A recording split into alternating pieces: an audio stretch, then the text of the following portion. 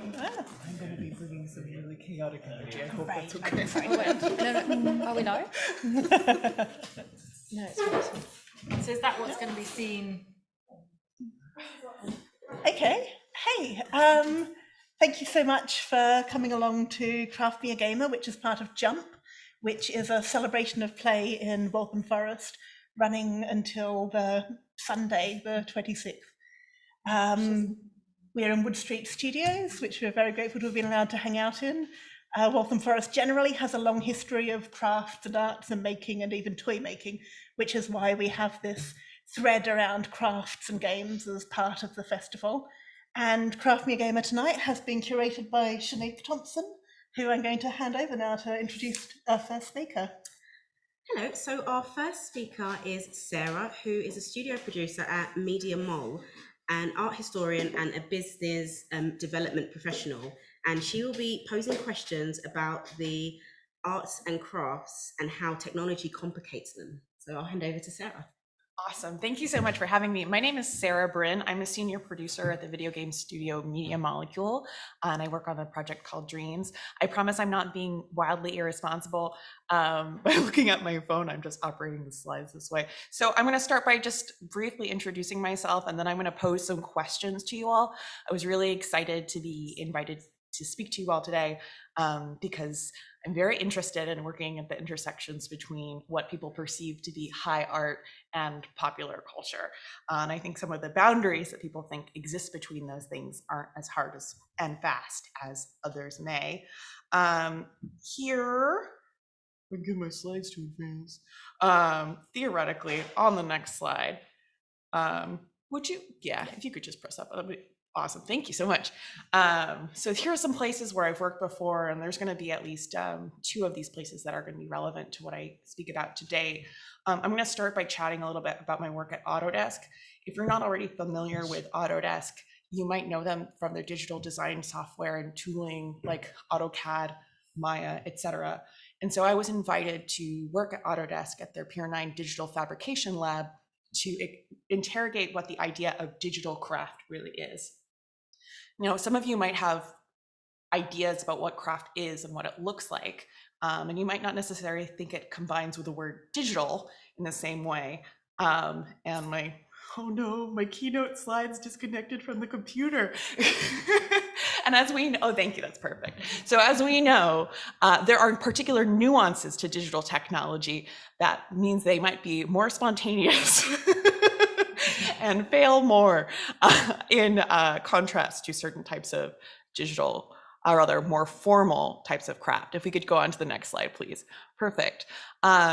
If we could just, and so as I mentioned earlier, I work at Media Molecule. We make a tool called Dreams. And what Dreams is a game engine disguised as a game. So what it is a platform for playing and experiencing games, but also a way to make them. So if we could move forward, and I'll show you a quick video.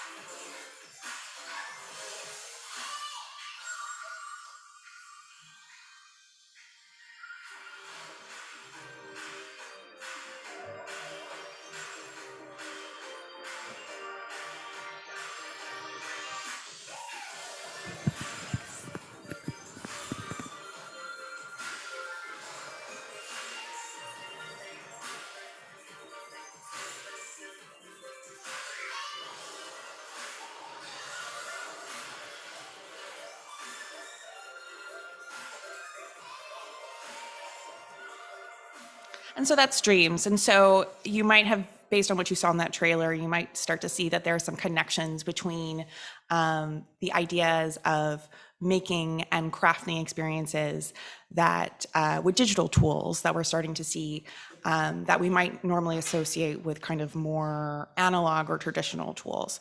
For me, what's really exciting about Dreams is that it previously, well, and still now quite extremely so, there have been pretty serious and major technological, social and economic, racial, gender barriers to accessing many tech-oriented industries, with the game industry being no exception to that.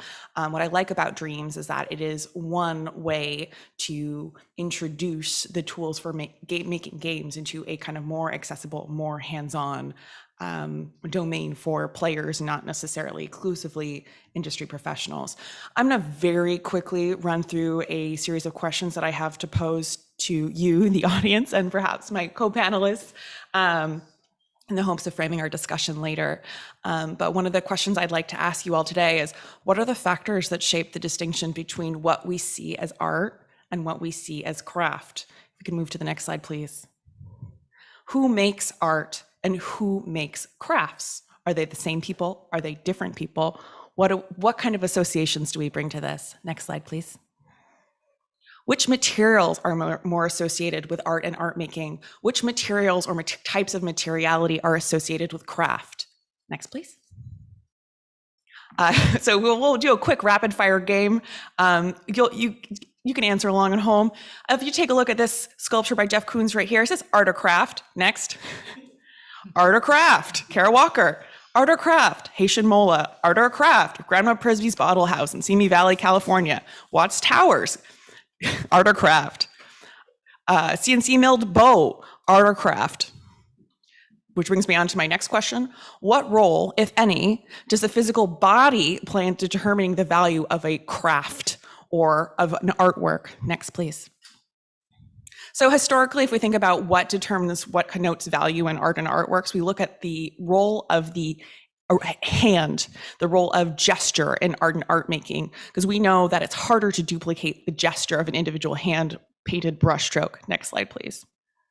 If we look at Impressionist painting, there's another great example of the value of the gesture, hand, brushstroke. Next, please. We look at Jackson Pollock, of course, he's described as action in painting, so it's all about the gesture, the movement, the hand, the body. Next, please.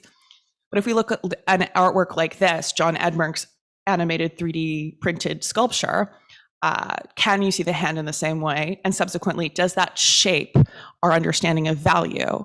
If we can't see the hand of the artwork, do we think of an object as valuable in the same way? Next, please.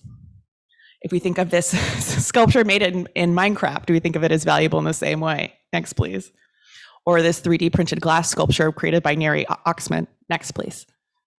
And finally, what do fair markets for digital craft and labor look like? Next, please. We know that there are so many online marketplaces for craft, like Etsy, when handmade and hand-altered artworks or other craft and objects, like Depop, and these markets seem vast and endless. Next, please. Similarly, if we look at games and digital experiences, we also know that there's endless amounts of digital experiences and games that we can find online. Next, please. Including Apple and Apple Arcade, Steam, Itch, Twitch. There are so many. But who can we rely on to serve a curatorial role in the same way that we might kind of depend on someone to guide us towards what is culturally important, what is culturally interesting, what is valuable to us socially, culturally, economically, historically. Next slide, please. All we can say is that we are in desperate need of more equitable practices for maintaining fair and survivable worlds for the people who make these crafts, whether they be physical crafts or digital crafts. And subsequently, the laborers who create these experiences need to be valued. And perhaps some of you have some ideas about how we can kind of continue to build a world that cherishes and values and honors the labor and the laborers and their contributions. Thanks so much. I'm Sarah Brin.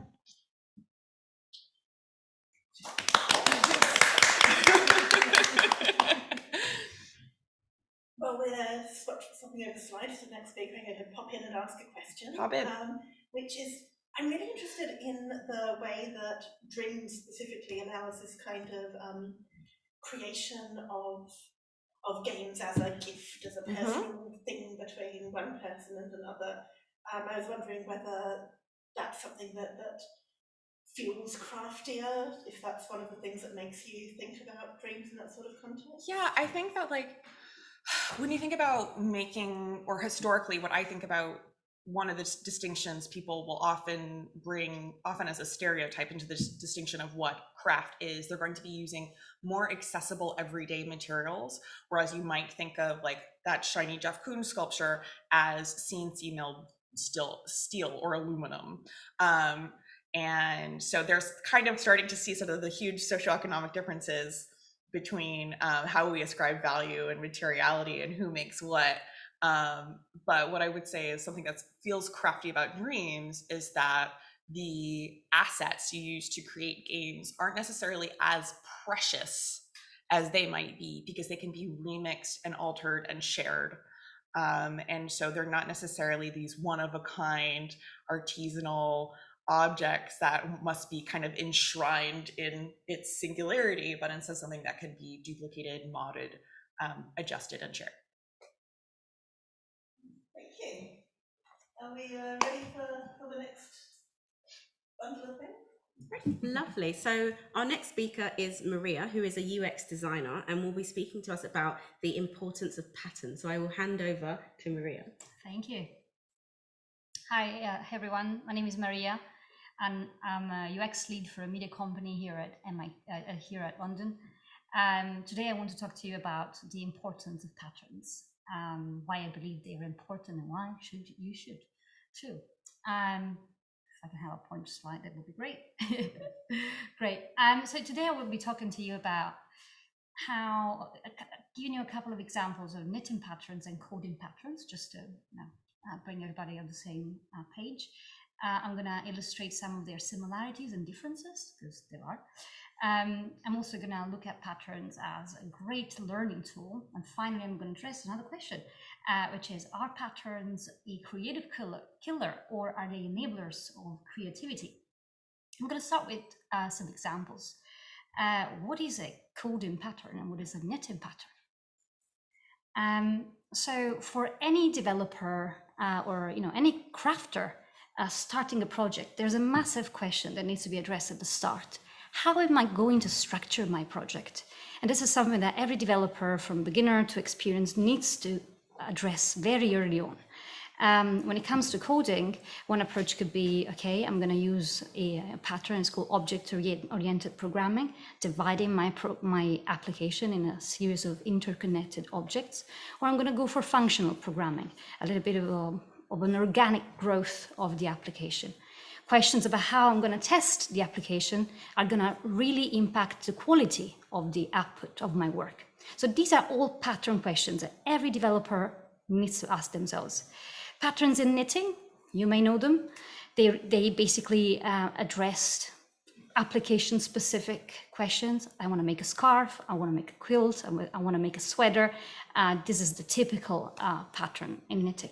So the differences and similarities are very interesting. I think the similarities are a little bit more, enticing. So in both cases, the crafter needs to basically learn another language.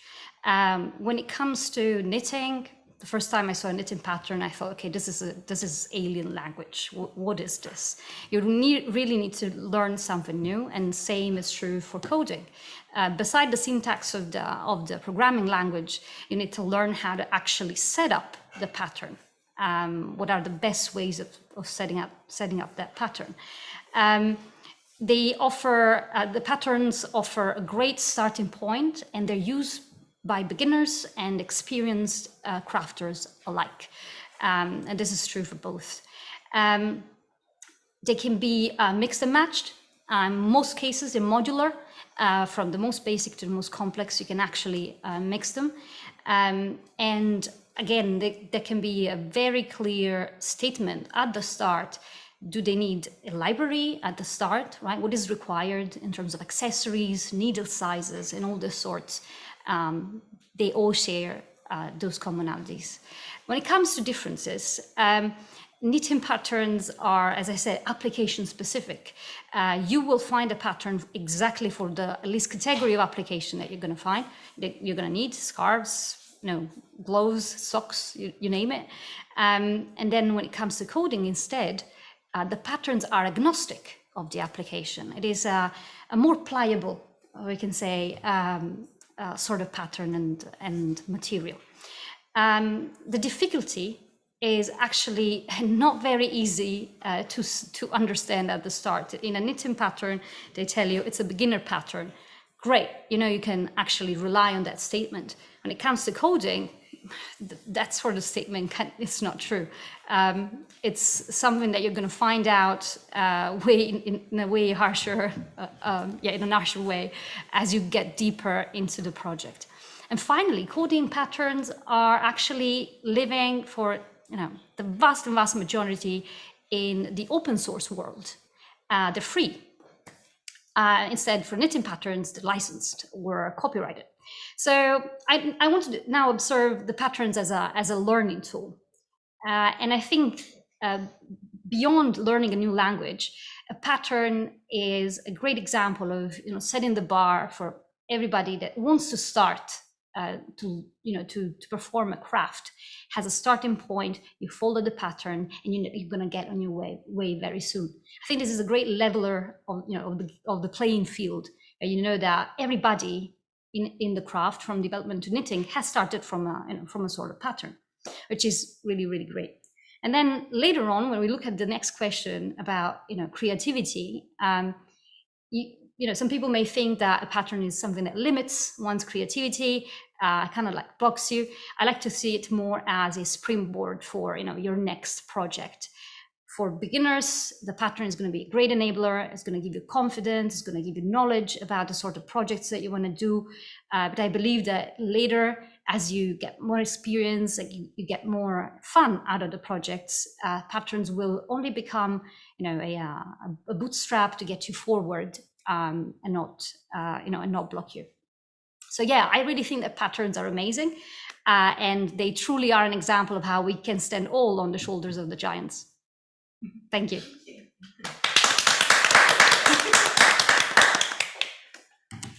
Thank you so much for popping back in with a question. I'm not a knitter at all, and I'm a very bad programmer, so this is super interesting to me. Your point about knitting patterns mostly being sort of copyrighted and set aside, is there an equivalent to the open source movement for knitting patterns? Yes, there is. There's a variety of patterns that now have gone into, you can say, into public domain.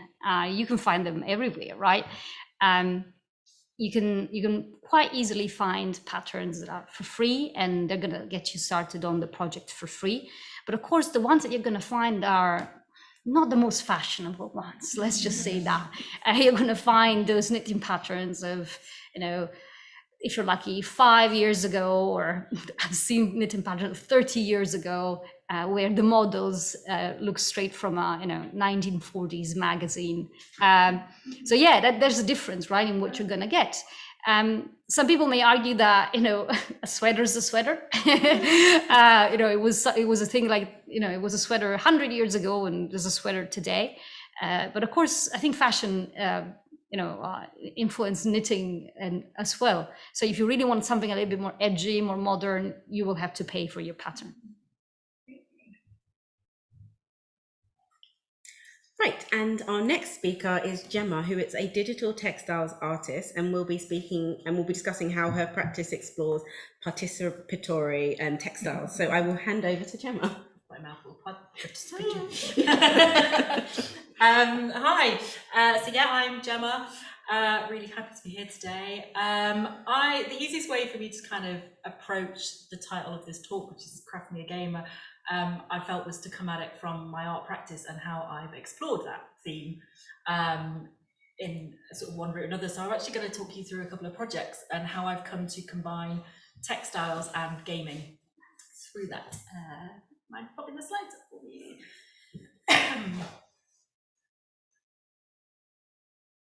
Hey, brilliant, thank you. Actually, it's the one before that. Brilliant, thank you. So a lot of my work began by exploring textiles in participatory contexts. So purely by participatory, I just mean inviting people to take part in something is the simplest way. And usually that happens at events, in public spaces, museums, galleries, libraries. And through doing that, I like to try and magnify and expand textile processes. So I'm trying to make it simple, non-intimidating, and I predominantly like to use accessible materials. So the previous example was stickers on a giant glass balcony. This one is hole punching, actually just slightly slower, sorry.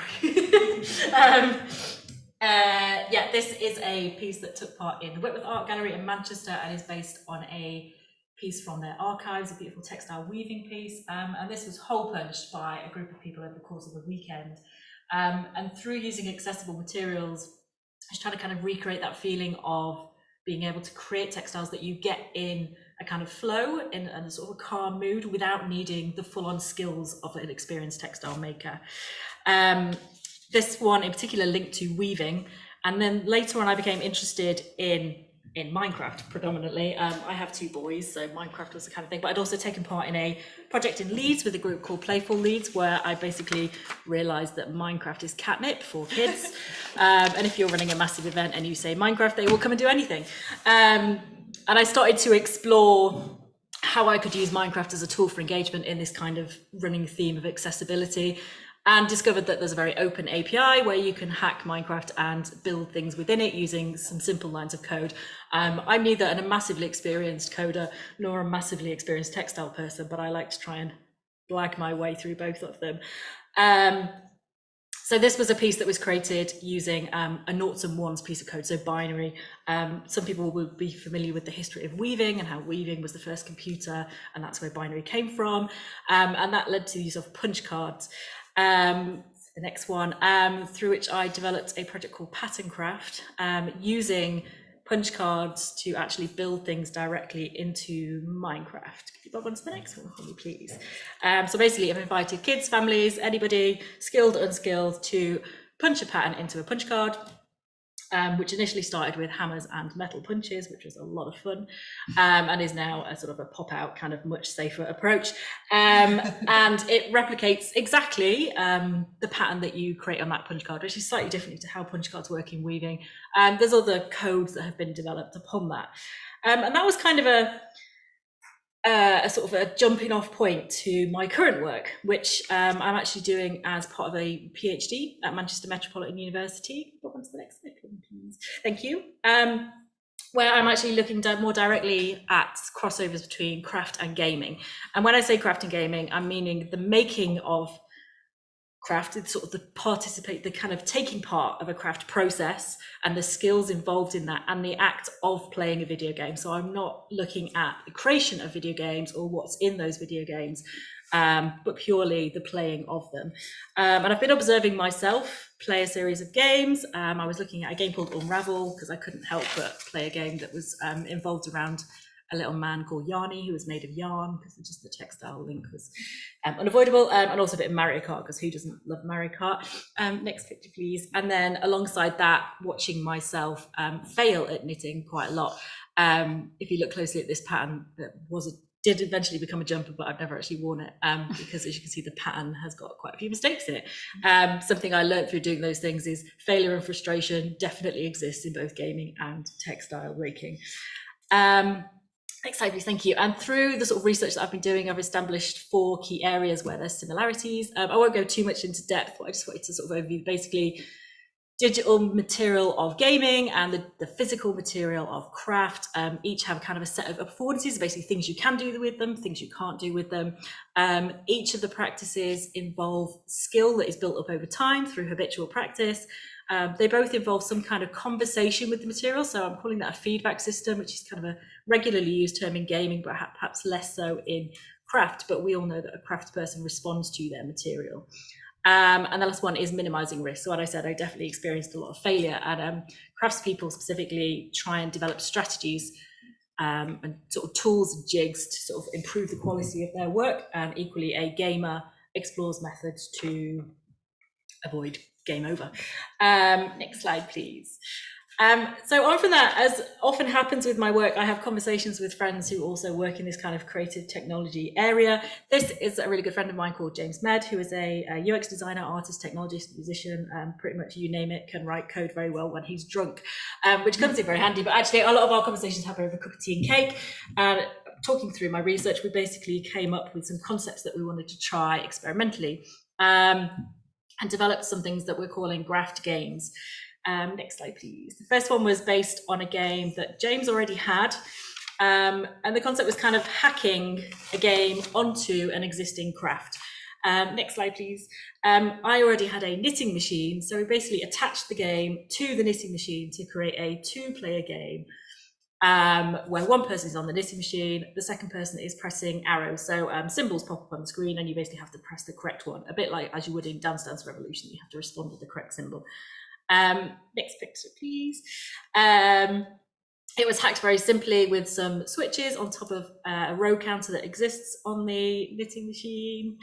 And the game basically, so in participatory settings of multiple events, we tested this out, kind of attracted a multitude of ages, genre, you know, all sorts of people.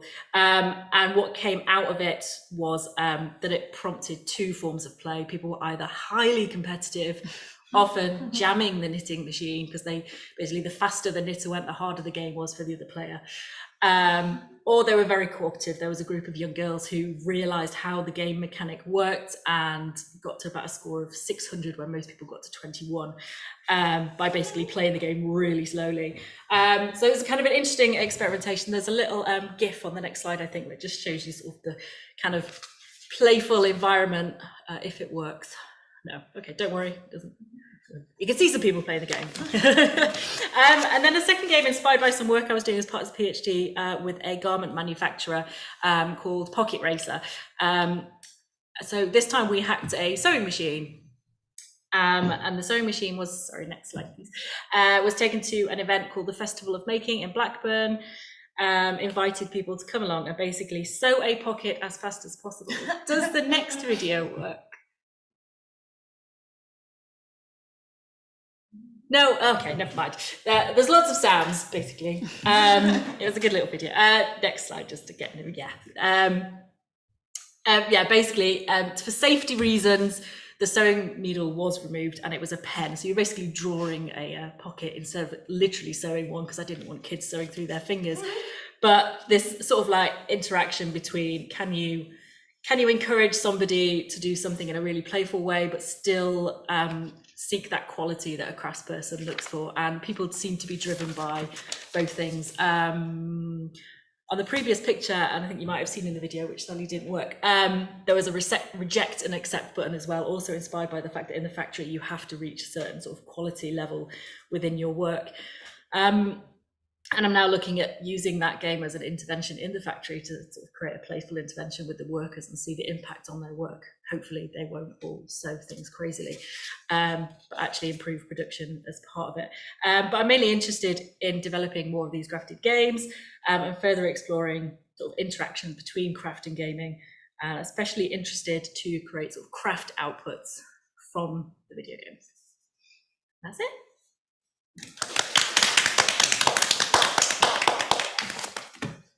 Transition question is kind of about the first bit of it, Yeah. And your arts practice. Yeah. Really interested in how you balance giving a sense of agency to the people participating in your work, and also your control as an artist over how it ends up. A lot of the time it's basically, I don't even formally invite people to take part. So a lot of those initial projects that you saw, a bit like playing a game, you just kind of, you're there, you're in a space. I usually leave some very simple instructions that are very visible to people. I'm always saying that my work should be accessible and non-intimidating. So I believe if I was sat doing a knitting workshop, you would get people who can knit. You wouldn't get people who aren't knitters necessarily. They might be intimidated by that context. So I try to use those materials that invite people in. And actually, lack of control, I never have a vision of what the final thing is going to look like. I'm quite happy for it to move and sort of change. So I would say, even though I see myself as a digital textile artist, I always stress that I'm not an artist who makes things in a studio by herself. Everything I make is collaborative with the people working with those spaces. Thank you. Okay, and I will be the last speaker. I am a independent game developer. I'm also a special collections and archives curator assistant, and a fashion designer in my spare time.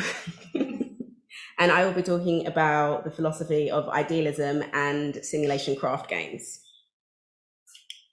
Could I have my slides, please?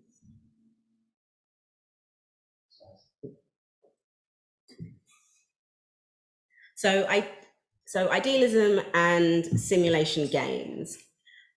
So as I said, my background is mainly within fashion and design, which is where I started. I then went into environment and design. I then decided that I needed to look more into the technology side and went into game design. I then decided to teach for a couple of years, and then I wanted to do something else where I brought education to people in a different way. And so now I work in special collections and archives and helping people access those.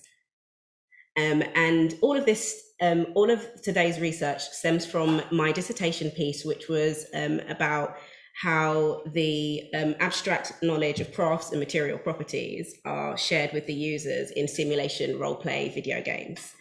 And the research was designed to analyze from multiple avenues, including the points of views of the players, the intentions of the developers, and the social, cultural, and economical influences behind all of the mechanics and visuals in the games. So some of the games I looked at were things like Harvest Moon, Stardew Valley, Minecraft is quite an obvious one, The Sims, and those are just some of the titles that I included.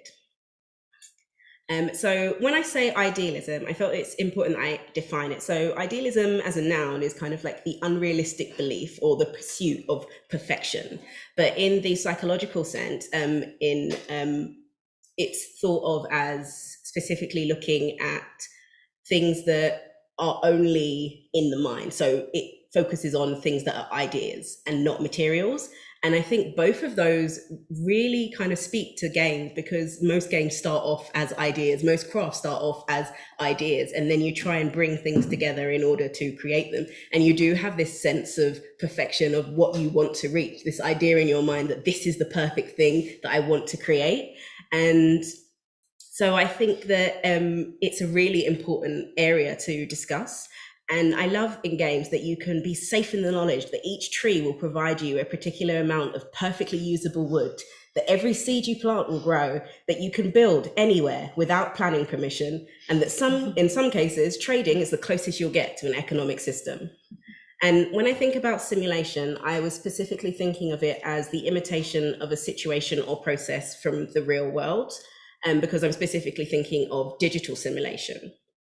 And games that imitate or are influenced by real world crafts in particular, because crafting is what I'm most interested in. So these are some examples from some different craft games that I looked at, and I really loved the way that they kind of represented each material in very similar fashions, in a way kind of common to the other games we played and cartoons we've watched, that we can look at it and know that's a piece of wood, that's a piece of stone, that's a piece of coal that I can use. And I think that it's a really important thing to think about, like, why do we look at this and automatically know it's a piece of wood? Because I think specifically when it comes to Minecraft, everything is a block. And so you're completely relying on the colors and the textures in order to tell you that it's different from one item to another.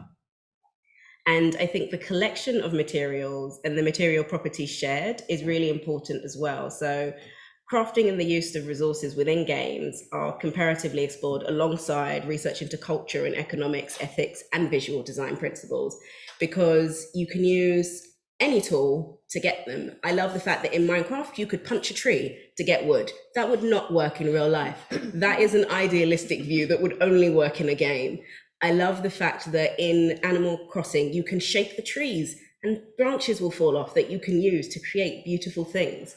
in real life, yes, a branch may fall off, but it might not be the right size branch and it may hit you in the head. That's not going to happen to you in Animal Crossing. And I think that idealistic world is the freedom to explore, the freedom of creativity.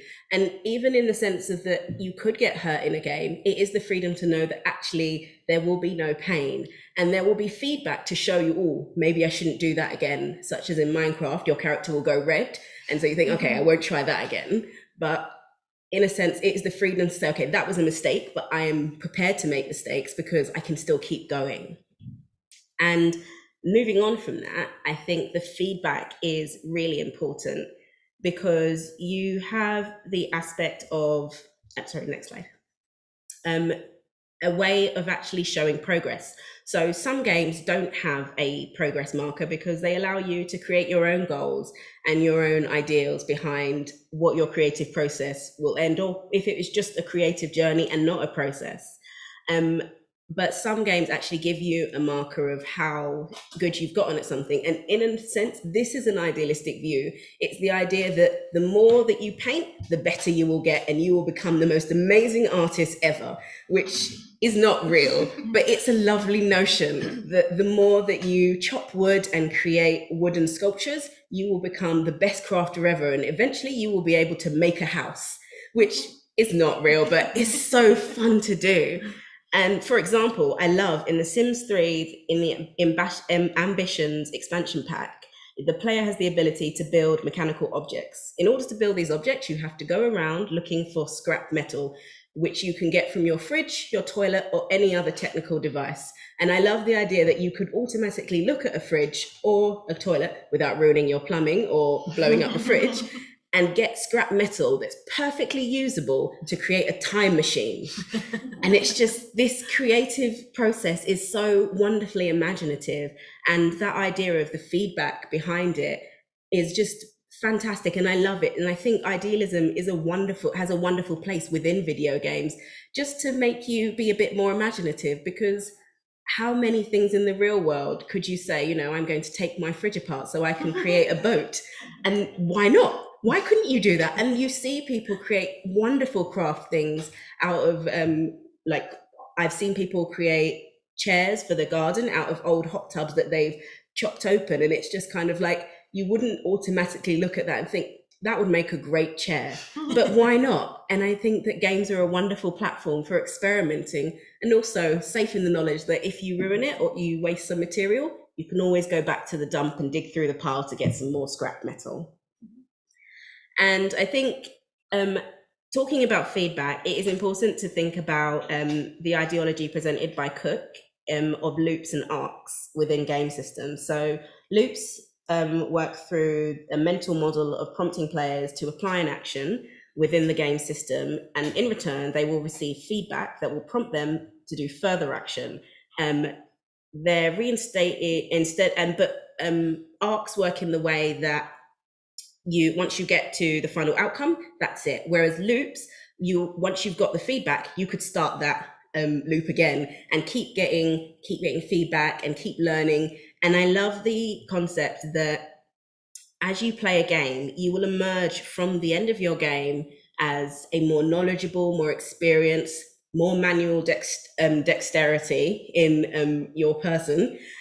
And isn't that just wonderful that you can play something and you do earn some skills? Maybe not, you might not become the greatest artist or the best sculptor in the world, but you will definitely gain something, even if it is just knowledge and not something physical, like muscle.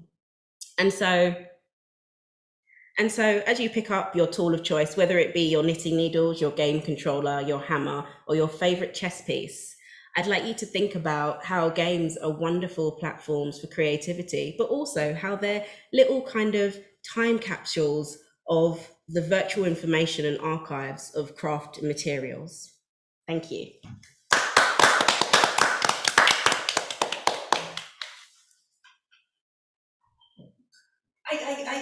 I heard you talking about the no feedback in the same way in sort of physical craft making, which made me think of an anecdote which is sort of only tangentially relevant, but it's fine, no one can stop me. My ex once knitted me a scarf, while I was away on holiday, our housemate taught him to knit, and he knitted a scarf. And he started knitting, and he kept knitting, and he couldn't remember how tall I was. So I was away, so he said, "Oh, you're about the same height as my housemate, right?" And tried the scarf on her, and kept going and kept going. Got back the scarf, and sort of trailing on the ground on either side. I had to wrap it around my neck 4 times to be able to go out with it. So maybe that little light lighting up, going, ding, ding. It's okay, you can stop knitting. But also more generally, I was wondering whether you think having that sort of feedback in physical crafts might encourage people to get into things more easily, or ease them through the sort of difficult stages of starting out on a thing and feeling bad about it. Is there something that physical craft making can learn from games to get people started?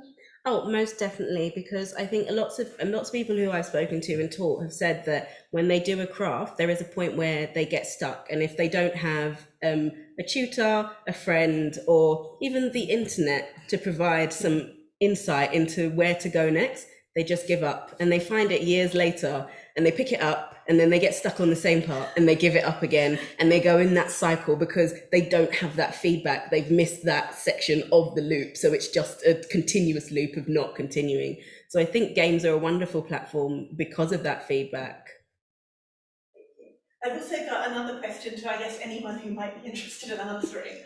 So we're in Waltham Forest, which is known for many things, but one of the things it's known for is William Morris hung out here a lot. And obviously the sort of arts and crafts movement was kind of quite anti-machine in a lot of ways. It was about the ways that materiality, and that's the sense that was lost through machine making. So I don't know if anyone had anything to say around senses of digital materiality. If William Morris were here, what would you say to him? I could start. Well, so one time I met a very famous wood crafter who was known for making these like really, really beautiful chairs.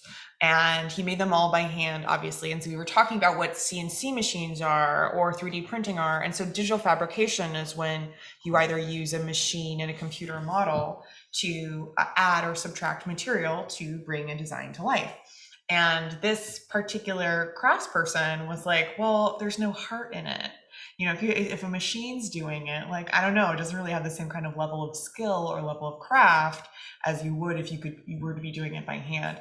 And what I think that means to me is that I think historically when we talk about the idea of craft, the process is a little bit more visible and it's a little bit more transparent to us sometimes. So say for example, the sweater or the jumper that you had knitted, if you kind of look at the rows of stitching, you can see, okay, there's a difference in the stitch here and there's a difference in the stitch here. Whereas if you look at a digitally fabricated object, or if you look at something made with pixels or polygons, you don't necessarily see the process in the same way. And so subsequently, you don't see the work. And so I think that's a big part of why it's easier to write off digital or machine-made objects, because it kind of erases the humanity if you don't understand the nature of the process. So what I would encourage the ghost of William Morris to do would to kind of take a closer look at the people behind the machines. I was thinking as Shanique, as you were talking about idealism and surrealism, I was thinking about what you, Sarah, were mentioning with digital versus physical handmade, and that kind of interesting that digitally made objects or fabricated objects are perceived as being perfect. And then you showed that perfect video of, you know, things going horribly wrong. So anyone that's used a 3D printer will know you do not just press the button and it comes out magically perfect. You often get printer poo and things going completely chaotic. I think the whole William Morris thing was, I'm trying not to delve into my PhD brain, which is having to write a lot about it, but I was reading a book, an introduction to a book about digitally handmade this morning.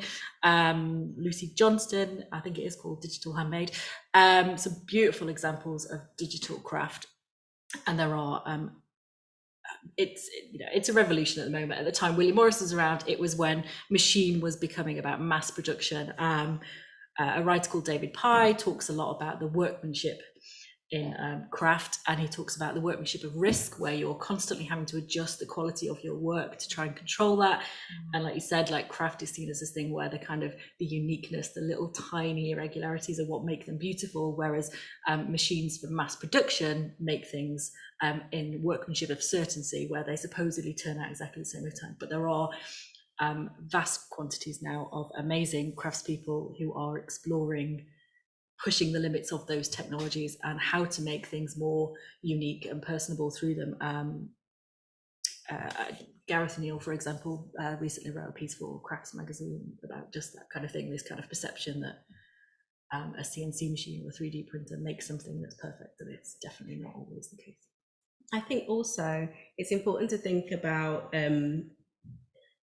technology as kind of like a digital archive, because it's not just about creating things, but it's also about preserving things and also making them more accessible. So I think about, for example, there was a teacher who got his students to remake a entire Roman village to scale of, they got all the details of the actual village and they remade it in Minecraft, and now it's sent all over the world to different schools in order for them to learn about the city in a way that's kind of digitally accessible to them. And in a way, he has archived that particular place, and by using kind of similar materials and doing all the research of the scale, he's sharing that process. And I think that what I would say to William Morris is that not just about the production, but also thinking about how to preserve it and make sure that other people can see it for years to come. And obviously it won't be the same as seeing it in person, but there are some people who may not have access to see it in person. And so giving them the best that we can give them, maybe through digital preservations and through simulations,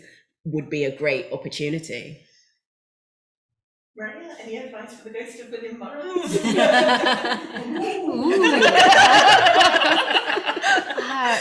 I mean, when it comes to the question that you asked before, right? Is it art? Is it craft? I'm a big fan of design, and that's, I think, where the difference lies, about the usefulness of an object and how you can see the beauty of an object despite it being mass produced by machines with no flaws. From a very utilitarian and practical point of view, mass production has opened up a world of wealth to lots of people that couldn't afford it before. So I would tell William Morris, I wouldn't say grow up, but just just get over it. Yeah, get over it. Just embrace it. It's changing. As an artist, your unique work will survive, provided that it speaks to people. So I wouldn't worry.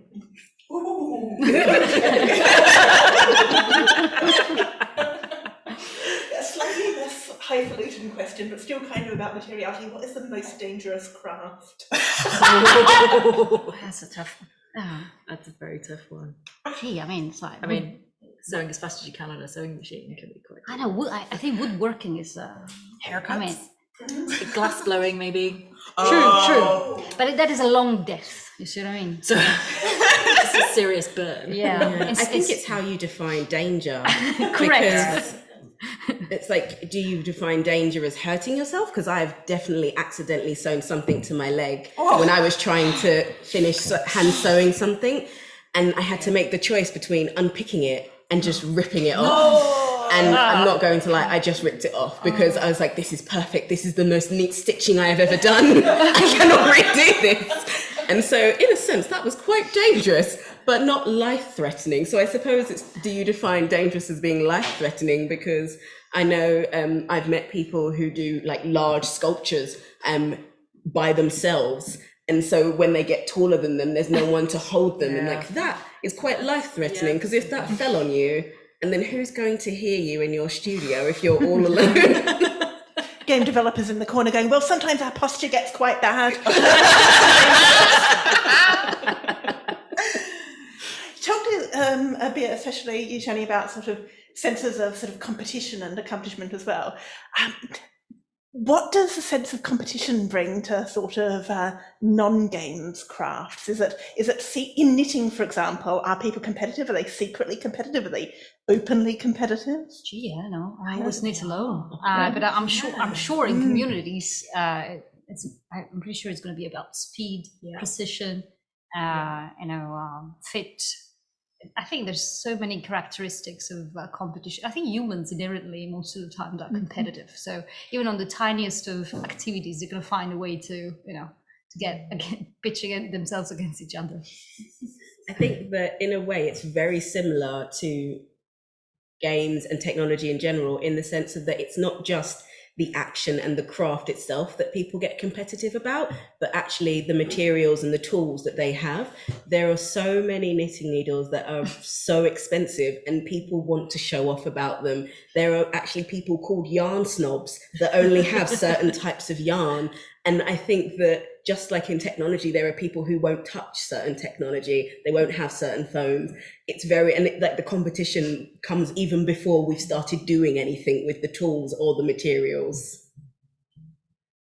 We have a question here about whether you bring this sort of interest in play to your work.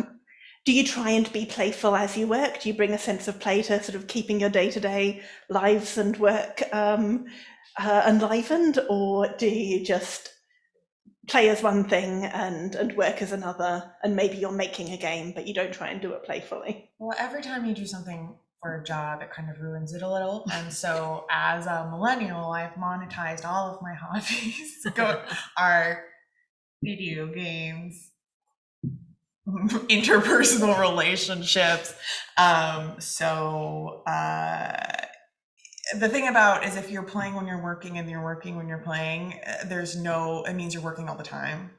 So I try to draw those lines as clearly as possible, even though I am very fortunate in that I get to do creative things with playful people all the time. No, go for it. Go. I have the opportunity to work in a special collections and archive, which is a very interesting place to work, because basically what we do is we have a handling collection, which is museum objects, rare books, but also so it could be there could be modern books, or they could be more older and vintage books, but we also have a lot of objects, and there is a sense of play in it because we're always trying to guess certain aspects to fill in its history. And every day is completely different. For example, the other day, my mum called me and she said, "What are you doing?" And I said, "I really can't talk now. I've got to put the body in the freezer." And she was like, "What?" But what I was doing was I was wrapping a mannequin, and it was a mannequin from the 1930s.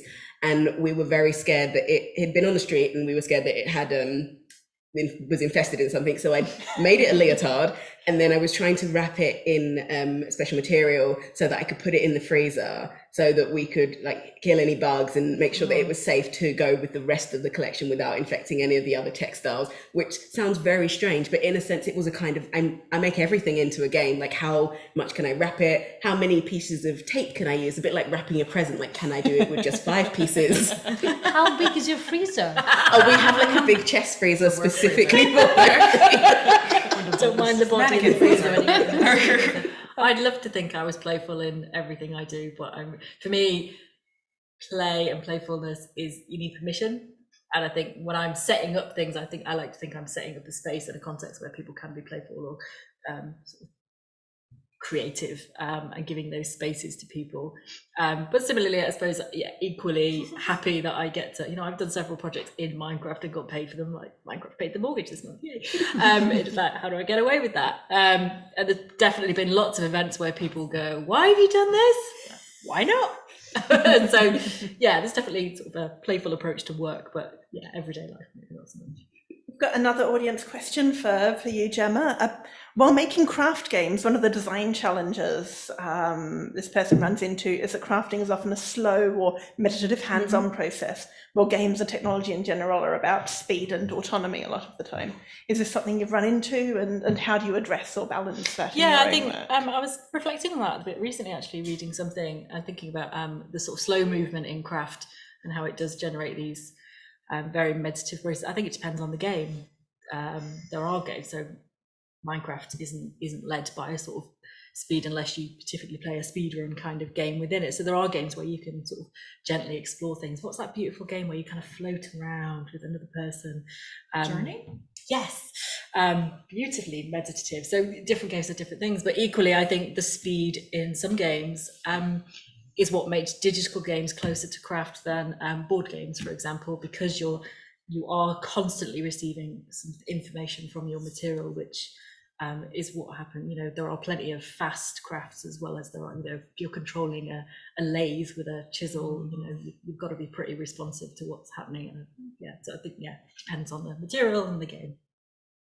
And probably the last question that we've got time for, as people who work in both gamesy spaces and craftsy spaces or tech spaces and hands-on spaces, how do you have to be different people in those spaces to accomplish the things you want to? How do you navigate the differences between them? Always big question for the last 3 minutes. Always code switching. I mean, like my background I bounce back and forth between like education, entertainment, academia, museums, and fine arts. So each of those has their own vocabulary. Each department within those has their own vocabulary. And I found that being able to change the language and like reconfigure what you're trying to say to the goals and vocabularies of your audiences is of the utmost importance, especially if you're trying to do interdisciplinary work and borrow prestige from one discipline and lend it to another. Yeah, I think the same. I haven't done much switching of industries, but I worked as a product manager, and you need to change language every time. Working with developers, designers, there's certain jargon, but also we can say keys to press to actually get people inspired and fired up. And knowing what keys to press is extremely important to harness their potential. As someone who's dyslexic, I've found that there are lots of ways in which you have to change the way you communicate with people, because for me it's easier to communicate in images or in doodles or drawings, whereas that can't work for everything. If I need to do meeting minutes, I can't just draw a picture and it will make sense to me, but it wouldn't make sense to anyone else. Whereas I know that my kind of like closer colleagues, if I need to quickly express something, I can send them a quick GIF and they'll know exactly what I mean. Nice. I think in terms of sort of how you label yourself, or it's something I've always struggled with. Like meeting Maria early this evening, you sort of said, "What's the day job?" I've always multiple hats, always different things, and I think maybe that's something that's part joy, part challenge of being someone who's cross-discipline. You don't really fit in one single box, but actually that's kind of fun. Well, I think that's all we've got time for, unless anyone has something absolutely burning that they need to say in 30 seconds or less. No. Well, thank you all so much. Thank you, Shani, for putting this panel together, and thank you everyone for coming along and talking. Thank you. Thank you.